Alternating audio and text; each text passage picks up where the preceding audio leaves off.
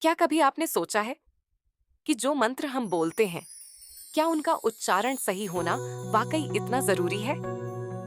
भारत की अर्श परंपरा में मंत्र सिर्फ शब्द नहीं होते, ये ध्वनि की शक्तियां होती हैं जो ब्रह्मांड की ऊर्जा से हमें जोड़ती हैं।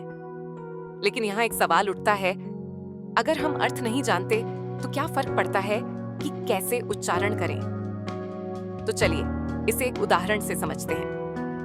वैज्ञानिक डॉक्टर मासारू एमोटो ने एक प्रयोग में बताया कि अलग-अलग शब्दों की ध्वनि से पानी के क्रिस्टल्स का आकार बदलता है। अब सोचिए, हमारा शरीर 70% पानी है, तो जब हम मंत्रों का सही उच्चारण करते हैं, वो सिर्फ बाहर नहीं, हमारे भीतर की ऊर्जा को भी बदलते हैं। लेकिन अगर उच्चारण गलत हो जाए, तो क्या मंत्र का असर कम हो जाता है? हाँ, क्योंकि हर मंत्र एक विशेष तान, लय और वाइब्रेशन के साथ जुड़ा होता है। अगर एक अक्षर भी बिगड़ा, तो जैसे संगीत में एक सुर गलत हो जाए, पूरी धुन बिगड़ जाती है।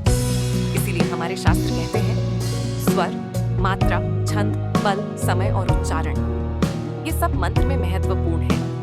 इसीलिए प्राचीन काल में गुरुकुलों में मंत्रों को श्रुति परंपरा से सिखाया जाता था, सुनकर, समझकर और ठीक उसी तरह बोलकर। आज भले ही टेक्नोलॉजी आ गई हो, लेकिन मंत्रों की शक्ति आज भी वैसी ही है।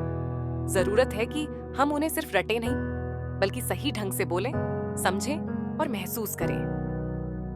मंत्र एक सेतु है हमारे और उस दिव्यता के बीच। तो अगली बार जब आप कोई मंत्र बोलें, तो उसे दिल से, भावना से और सही उच्चारण के साथ बोलिए, क्योंकि शब्दों में शक्ति है और सही उच्चारण में चमत्कार।